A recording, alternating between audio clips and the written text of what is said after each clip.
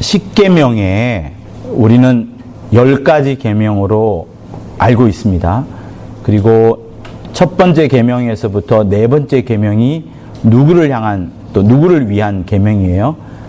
하나님과 하나님과 우리를 향한 계명입니다. 그래서 잘 알다시피 안식일을 지켜라, 우상을 금하라, 이런 하나님과의 관계에 대한 이야기들이 나오는 것이 1계명부터 4계명이에요. 그리고 5계명부터 10계명까지 6가지의 계명은 사람과 사람 사이에 대한 계명으로 우린 잘 알고 있습니다. 근데 어떤 학자들은 5계명을 빼고요, 6, 7, 8, 9, 10계명을 사람과 사람에 대한 계명으로 생각을 합니다. 그래서 여러분이 갖고 있는 성경책 앞이나 맨 뒤에 보면 10계명이 나오는데 살짝 한번 봐보면요, 제 5계명이 뭘까요? 누가 한번 읽어보세요. 네, 내 부모를 공경하라. 그러니까 1번부터 4번까지는 하나님에 대한 이야기고요, 5번에 넘어가는데 사람에 대한 얘기인데, 그 사람에 대한 첫 번째 얘기가 살인, 간음, 도적, 이웃에 대한 이야기가 아니라 부모에 대한 이야기가 나옵니다. 그러니 잘 한번 이 염세를 보면 첫 번째 하나님께서 하나님에 대한 이야기를 쫙 풀어나가시다가 사람에 대한 이야기를 풀어나가시는 그 첫머리에 부모에 대한 이야기가 나오는 겁니다. 다시 말하면 이 5계명을 4계명에 붙일 수도 있어요. 그럼 반반 딱 끊어지잖아요. 그죠? 책을 나눌 때 한번 생각해 보세요. 1, 2, 3, 4 끝나고 6, 7, 8, 9, 10이 편하겠어요? 1, 2, 3, 4, 5까지 끝나고 66부터 시작하는 게 편하겠어요? 당연히 5까지 끝나야 되잖아요. 그러니까 제 5계명을 5번째 계명을 충분히 위에다 갖다 붙일 수 있는 거예요. 그죠? 위에 갖다 붙일 수 있어요. 그러면 어떤 위치가 되냐면 부모의 위치가 하나님의 위치에 들어갈 수도 있는 겁니다. 그러니까 다시 말씀을 드리면 부모라는 위치는 굉장히 중요한 개념입니다. 유대인들은 효라는 단어가 없어요. 효라는 단어는 없지만 부모라는 단어를 굉장히 중요하게 여깁니다. 그래서 축복이 누구한테 오냐 그러면 나 스스로 받는 것이 아니고 우리 부모를 통해서 부모가 주는 축복을 내가 받는다라고 생각하는 것이 유대인들의 기본적인 생각들이에요. 그래서 부모 섬기는 것들을, 부모님의 말 듣는 것을 굉장히 중요하게 생각을 합니다. 그리고 성경에도 신약에도 나오고 구약에도 나오다시피 내 부모를 공경하라, 그리하면 너가 이 땅에서 장수하리라, 장구히 살리라는 말이 있습니다. 요즘 이 세대는 노인에 대한 공경이 사라졌습니다. 노인에 대한 공경을 기대하기가 쉽지 않습니다. 그리고 5월 8일이지만 사실상 많은 가정에서 부모에 대한 그런 인식이 없어지고 있어요. 카네이션도 많이 안 팔린다고 합니다. 저는 어제 저희 부모님한테 문자를 받았어요. 4개의 문자인데요. 내용이 이렇습니다. 자기가, 저희 아버님이요, 아버지가 고등학교에 날 때 삼총사가 있었다고 합니다. 그러니까 3명이 똘똘 뭉쳐 다니는 이 친구들이었는데, 친구들 둘 모두가 다 이 대기업에서 이제 임원을 한 거예요. 그러니까 저희 아버지도 은퇴를 했으니 당연히 은퇴를 하셨겠죠. 근데 이 은퇴하신 두 분이 이 고등학교 동창 카페에다가 글을 올렸는데, 그 글을 보고 참 마음이 좀 자격지심이라든가 이런 게 들어가지고 저한테 보낸 거예요. 내용이 뭐냐면 이런 내용입니다. 저도 간밤에 이 내용을 읽고 참 아버지에 대한 여러 생각을 하게 되었는데요. 제가 한번 읽어보면 이렇습니다. 내 사랑하는 아들, 딸들아, 잘 들어보세요. 언젠가 우리가 늙어 약하고 지저분해지거든 인내를 가지고 우리를 이해하오. 늙어서 우리가 음식을 흘리면서 먹거나 옷을 더럽히고 옷도 잘 입지 못하게 되거든 네가 어렸을 적 우리가 먹히고 입혔던 그 시간들을 떠올리면서 미안하지만 우리의 모습을 조금만 참고 받아다오. 늙어서 우리가 말을 할 때 했던 말을 또 하고 또 하더라도 말하는 중간에 못하지 말고 끝까지 들어주면 좋겠다. 네가 어렸을 때 뭐 어떻게 두개 나오겠죠. 훗날에 혹시 우리가 목욕하는 것을 싫어하면 우리를 너무 부끄럽게 하거나 나무라지는 말아다오. 수없이 핑계를 대면서 목욕을 하지 않으려고 도망치던 너의 옛 시절 모습을 기억하고 있느냐? 내가 얼마나 많은 것을 가르쳐 주었는지 아느냐? 상하지 않는 음식을 먹는 법, 옷을 어울리게 입는 법, 나의 권리를 주장하는 방법. 혹시 우리가 새로 나온 기술을 모르고 점점 기억력이 약해진 우리가 무언가를 자주 잊어버리거나 말이 막혀 대화가 잘 안 될 때면 기억하는 데 필요한 시간을 혹 내어주지 않았겠느냐? 또 우리가 먹기 싫어하거든 우리에게 억지로 먹이려 하지 말아다오. 언젠가 먹어야 하는지 혹은 먹지 말아야 하는지를 우리가 잘 알고 있단다. 그리고 언젠가 나중에 우리가 더 이상 살고 싶지 않다고 말하면 우리에게 화내지 말아다오. 너도 언젠가는 우리를 이해하게 될 테니까 말이다. 노인이 된 우리의 나이는 그냥 단순히 살아온 것을 이야기하는 것이 아니라 우리가 어떻게 생존해 있는가를 말하고 있음을 너를 키우면서 많은 실수를 했지만 그래도 이해하여 다오. 우리는 부모로서 줄 수 있는 가장 좋은 것들과 부모로서 보여줄 수 있는 최고의 좋은 삶을 너에게 보여주려고 최선을 다해 왔다는 것을 언젠가는 너도 깨닫게 될 것이다. 사랑한다 내 아들 딸들아. 내가 어디 있든지 무엇을 하든지 너를 사랑하고 너의 모든 것을 사랑한단다. 아유, 제가 자꾸 이렇게 읽으면 안 되는데 어젯밤보다 지금이 더 그러네요. 그래서 여러분, 우리는 부모에게 효도하라 이 말이 아니고요. 그런 단순한 설교를 말하는 게 아니고 이제 위치가 우리도 늙어가지 않겠어요? 그러면 젊은이보다 우리는 밀릴 수밖에 없습니다. 그러니까 하루에 한 날이라도 적어도 한 달이라도 한 주만이라도 부모에 대한 생각을 좀 가지자 하는 입장인데 이 성경은 우리에게 아주 무서운 말씀을 하고 있어요. 유대인들이 고르반이라는 단어를 씁니다. 고르반. 쉽게 말하면 나는 하나님한테 했으니까 사람한테 안 해도 돼. 이 말뜻이 고르반이에요. 아시겠죠? 하나님한테 했으니까 사람한테 안 해도 돼. 하나님께만 하면 돼. 이 용어가 고르반인 겁니다. 그런데 예수께서는 이 고르반이라는 단어를 꾸짖는 거예요. 야, 니네들이 하나님한테 했다라고 말하고 사람한테 안 해도 된다 이런 말하는 것은 하나님의 계명이 아니다. 너희들은 지금 하나님의 계명을 어기고 있다. 장로들이 유전을 만들어 가지고 어떤 법칙을 만들어 가지고 고르반이라는 단어를 끄집어냈는데 그 고르반이라는 단어를 내가 알고 있다. 고르반이라는 단어는 하나님께만 하면 돼. 사람께는 안 해도 돼. 부모에게는 안 해도 돼. 이 말인데 그 말은 틀린 것이다. 그 말은 오히려 하나님의 계명을 어기고 있다라는 것을 주님이 말씀하고 계십니다. 사랑하는 성도 여러분, 우리에게 시간이 많지 않습니다. 우리도 곧 늙어요. 제가 조사해 본 바에 의하면 이곳에는 70년 생년월일이 70부터 79까지는 단 한 명도 없습니다. 그 이상이 훨씬 더 많아요. 우리도 이제 늙어갑니다. 내가 지금 젊을 때에 나이 많이 들었을 때 그 미래를 생각해 본다 그러면 우리의 부모를 경히 여길 수가 없을 겁니다. 저도 잘하는 것 아니지만 우리 다시 한번 하나님께서 주시는 계명, 내 부모를 공경하라. 내 아비나 어미를 회방하는 반드시 죽으리라. 이런 말이고요. 구약에는 부모를 주먹으로 치거나 부모를 내팽개치는 자에는 반드시 돌을 들어서 쳐 죽여라 라는 말씀이 있을 정도로 부모에 대한 강조가 많이 나옵니다.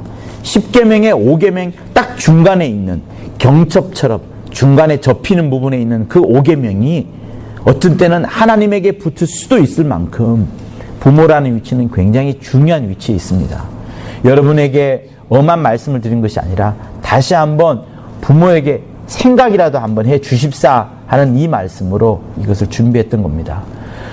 며칠 전에 여러분들께서 나이 많으신 분들께서는 이 선물 세트를 받았을 거예요. 선교 목양사님들이 또 여러 고민과 회의를 하면서 결정을 한 그 부분들입니다. 많은 것을 담지는 못했지만 그래도 교회에서 여러분을 사랑하고 여러분을 아끼는 마음에서 준비를 했던 겁니다. 그래서 크든 적든 여러분들 마음에 섭섭함을 가지지 마시고요. 온 성도들이 함께 우리를 칭찬해주고 우리와 함께 가려고 우리를 사랑하는구나 이렇게 알아주십사 부탁을 한번 드려봅니다. 그리고 또 한편 나이 많으신 분들에게 부탁하는 게 있습니다. 나이 많으신 분들이 가장 두려워하는 것은 두 가지예요. 내가 사랑할 대상이 없다는 것, 그리고 사랑받을 대상이 없다는 것이 가장 슬픈 것이고요. 두 번째는 일거리가 없다는 것이 슬픈 겁니다. 그래서 조그마한 일이라도 내가 움직이고 싶어 하고, 그러면서 내가 사랑하는 사람에게 사랑받기도 하고 또 그들에게 사랑 주고 싶은 것이 노년층에 누구나 다 고민하는 그런 부분들인 겁니다. 그래서 젊은 우리들은 이런 사실들을 알고서 어르신들에게 어떤 사랑을 줄 수 있을까, 또 어떤 조그마한 일이라도 넘겨줄 수 있을까라고 고민을 해줄 수 있어야 되고요. 나이 많으신 분들 역시도 내가 교회에서 아무 일 하고 있지 않으면, 그리고 아무 일 하고 있지 않으면 정말 뭐랄까요, 뒷방 늙은이 같은 그런 취급을 받을 수도 있습니다. 그래서 나이 많으신 분들이 최고로 잘할 수 있는 뭐예요? 교회를 위해서 기도하는 겁니다. 내가 몸은 움직이지 못하지만 힘이 약해서, 그러나 기도하는 것만큼은 누구나 다 할 수 있거든요. 그리고 가장 많은 시간을 기도에 투자할 수 있습니다. 그래서 금천 예배당을 위하여서 또 일하시는 우리 직분자들을 놓고서 특별히 새로 자라나고 있는 우리 후손들, 미래 세대를 위해서 여러분 기도해 주시는 것이 여러분들에게, 나이 많으신 분들에게 또한 최고의 일거리요 또 사랑받는 것이 아닌가라는 생각을 해봅니다. 조금 전에도 리더스쿨 가서 이 말씀을 드렸어요. 어떤 제목이었냐면 기도의 응답을 받지 못한 사무엘이란 제목으로 잠깐 말씀을 드렸습니다. 나는 생각해 볼 때 사무엘은 기도의 응답을 많이 받았을 것이라고 생각을 할 수 있어요. 왜냐하면 우리는 어떤 사람의 특징을 알잖아요. 모세 하면 제일 뭐가 생각나요, 여러분? 모세의 시내산 율법, 그죠? 모세 율법을 생각하면, 엘리야 하면요, 기사와 이적 능력, 그죠? 맞죠? 이렇게 탁탁 생각을 합니다. 그러면 사무엘 하면 누구나 다 알다시피 그는 기도하는 사람이었다라고 압니다. 그리고 사무엘도 말하기를 내 평생에 단 하루도 기도를 멈추는 죄를 짓지 않게 하옵소서라는 기도를 할 정도로 기도를 많이 했던 사람이 사무엘입니다. 성경에 사무엘보다 기도 많이 했다라고 나오는 인물이 없어요. 그런데 사무엘을 잘 생각해 보면요, 사실은 기도의 응답을 받지 못했습니다. 왜냐하면 사무엘이 안수를 두 사람에게 대표적으로 안수를 했거든요. 첫 번째 누구에게 안수했냐 그러면 사울 왕에게 안수를 했습니다. 사울 왕에게 안수할 때 사무엘은 굉장히 기뻤어요. 왜? 사람들이 볼 때에도 사무엘은 최고로 여겼거든요. 키도 컸고 용모도 좋았고요, 똑똑했고요, 사람들의 인기를 한 몸에 안은 받았던 자입니다. 거기다가 겸손까지 했죠. 제가 어떻게 감히 이스라엘의 왕이 될 수 있습니까? 하나님이 왕이신데 제가 감히 어떻게 왕이 될 수 있습니까? 라고 말할 정도로 겸손한 사람이었습니다. 사무엘은 사울에게 안수를 했을 때 그 흥분과 기쁨이 넘쳐났었어요. 그런데 시간이 흐르니까 어떻게 됐어요? 이 사울이 자기 마음대로 합니다. 제사도 자기 혼자 드리고요, 하나님께서 하지 말라는 짓을 하게 되고요, 노략질을 다 불태우라는데 태우지 않고 예배 드린다고 챙기기까지 합니다. 핑계는 좋죠, 예배 드린다고 챙기니까. 그런데 그것이 사실은 하나님의 말씀을 어기는 거였잖아요. 점점점 하나님의 뜻대로 가지 않다 보니까 흉악함이 나타나게 되고 강포가 나타나게 되고 심지어 사람을 죽이려 하게 되고 다윗까지 죽이려고 하게 됩니다. 그러니 사무엘이 그때부터는 통곡을 하는 거예요. 내가 하나님께서 안수하라고 해서 안수를 했는데 그가 잘 될 줄 알았는데 잘 못 되고 나니 사무엘은 더욱더 기도를 멈출 수 없는 겁니다. 이제는 갈급해서 막 기도할 수밖에 없겠죠. 그때 하나님께서 제2의 인물 다윗에게 안수를 하랍니다. 여러분, 하나님께서 사무엘에게 다윗을 안수하라 했을 때 사무엘의 마음이 어땠을까요? 좋았을까요? 나빴을까요? 대부분의 사람들은 좋았을 것이라 생각하는데 사실은 실망 그 자체였습니다.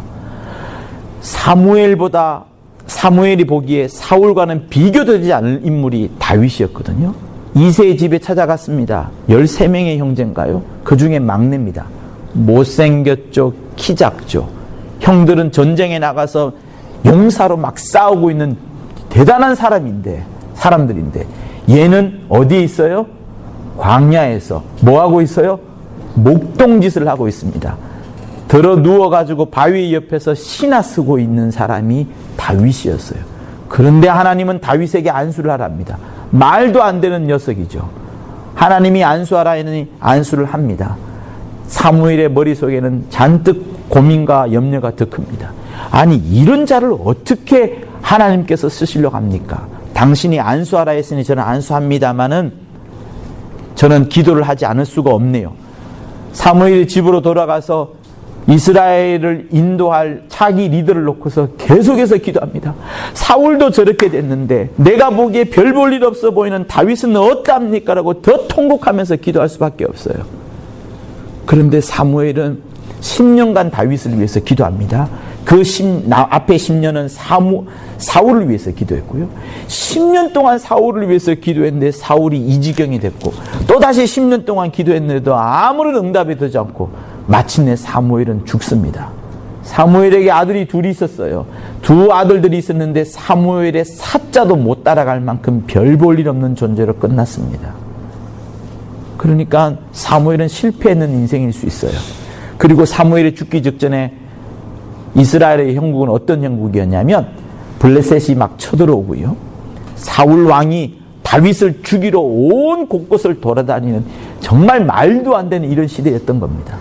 자기가 안수했던 자가 또 다르게 안수했던 자를 죽이는 이런 형국에 들어갔던 것이 사무엘의 죽기 직전의 모습이었어요.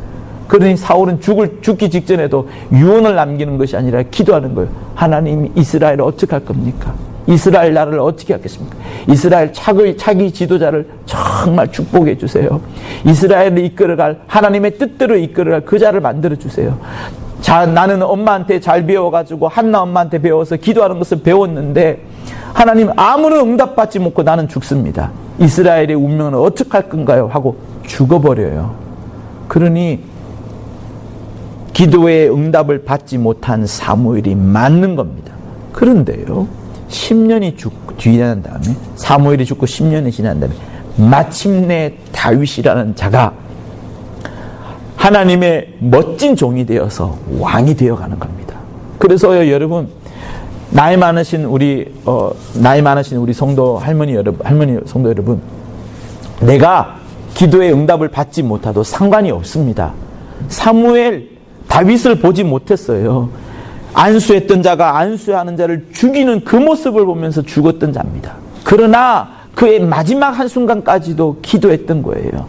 우리는 기도의 응답을 받지 못하면 막 떨고 분통하기도 하고 막 화가 나기도 하겠지만, 그러나 그 기도가 쌓여가지고 그것도 당장에 일어난 것이 아니고 10년 뒤에 마침내 최고의 왕, 최고의 종, 하나님이 예수의 조상으로 세울 수 있을 만큼 최고의 사람으로 만든 것이 다윗인데, 그 다윗은 누구 때문이었느냐?